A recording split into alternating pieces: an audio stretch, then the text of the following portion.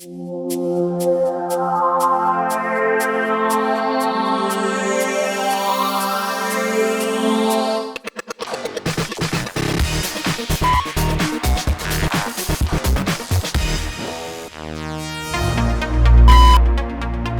we talk about incivilities, we tend to think of, kind of this angry, confrontational type of experience, and that's not always what it is. So remember, for our purposes, we're talking about anything that's disruptive in the classroom. And sometimes that's the over-enthusiastic talker who thinks that they want to share all their life experiences on everything that you're talking about. And, we don't have time for one student to take up so much class time. So that can be disruptive in its own way.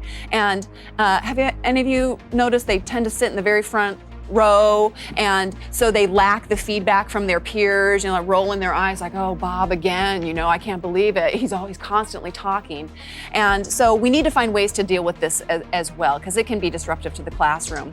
I think sometimes, they can be annoying, and our tendency is just, shut up. We want to find ways to squash them. But in a way, I think it's better for us to think of these students as kind of a spark plug in our classroom, because they can really get things going. And have you ever noticed, like, just one student being gone can completely change the dynamic of your classroom? And so one time, one of my classes, I say, what do you guys think about that? Can you relate to this? And I just get silence. And finally I had to say, everyone, Bob's not here. Someone else is going to have to go first, So they bring an energy, and they are contributing in their own way to the classroom. So what I have found is the best approach is to make these students your ally. Even when sometimes they are kind of confrontational and maybe questioning your authority, your knowledge of the material, and they kind of got that tone about, well, what do you know about this? Or hasn't been my experience, I think this, that it's better to be positive with them. So regardless of their tone, be positive. That's an excellent point. That's really great. So how can we gracefully get students to kind of, be a more positive force in the classroom is to be positive with them.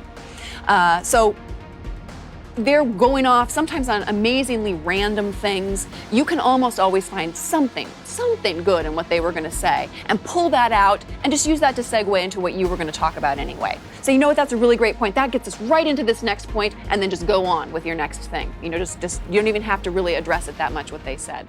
And compliment them. So even when they're confrontational, say to them, that's a great point. I'm really glad that you brought that up. And what you will find is if you don't give them attitude back, and you're positive and complimentary, it changes how they act towards you, and they want to share things, and they're not as confrontational with you. So we have the ability to set the tone with our class and with our students, and so it's important that we, model that positive attitude and behavior. Again, what kind of a technique I have found that is so helpful with these students talking too much or going off on random points is to say to them, you know what, you're just a little bit ahead of me. Let me come back to what you're saying, and then I can go on with what I was going to say. So you're just a little bit ahead. We'll come back to that. That's a good point, but I'm not going to address it right now. We'll come back to it. And then I'll normally try to at some point say, like Bob was saying before, just kind of throw that out every once in a while, and they appreciate that.